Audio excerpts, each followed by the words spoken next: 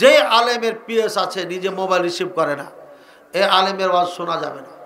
এটা আলেম নয়, এটা দুনিয়াদার। যে আলেম কন্ট্যাক্ট করে এত টাকা না হলে আপনার ওয়াজ মাহফিলে যাবে না। ওই বক্তা দিয়ে ওয়াজ করে চারানাও লাভ হবে না।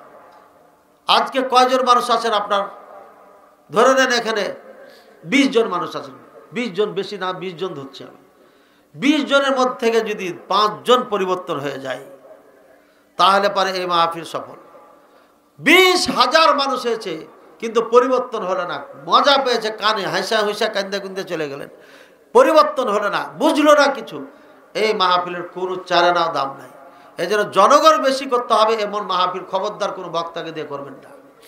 এদের কারণে ইসলাম ধ্বংস হয়ে গেছে, এদের কারণে ধ্বংস হয়েছে।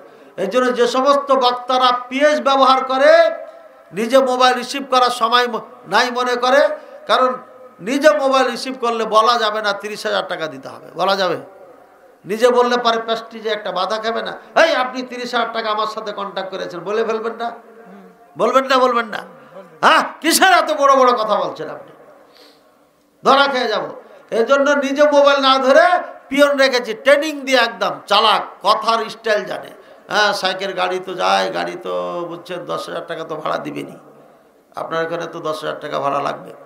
এরপরে সাক্ষে আর 10,000 টাকা না দিলে হয়, বুঝছেন? এমন করে সুন্দর করে সাজ্জে সুজ্জে বলবে যে আপনার থেকে না হলে 30,000 টাকা, 25,000 টাকা, 20,000 টাকা নিয়ে নিতে হবে। কথা বলছেন? এক জায়গায় রংপুরে আমি মাহফিল ডেট দিয়েছিলাম, আর এক বক্তা, দ্বিতীয় বক্তা ছিল, তখন আমাকে সে ফোন দিয়ে বলছে যে শাইখ আপনি একটু বলে দেন যে দ্বিতীয় বক্তাকে আপনারা 25,000 টাকা দিয়েন, ঠিক আছে?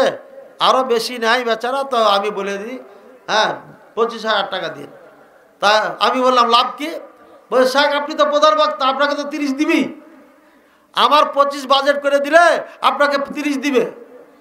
আমি ডেটটা ক্যান্সেল করে দিয়েছিলাম, যে মাহফিলে যাবই না, এই নিয়াতি নষ্ট করে ফেলছে, বুঝছেন? যাক, আল্লাহ যেন ক্ষমা করেন, আল্লাহ তাআলা যেন আমরা যা করছি এটা যেন আল্লাহ কবুল করেন।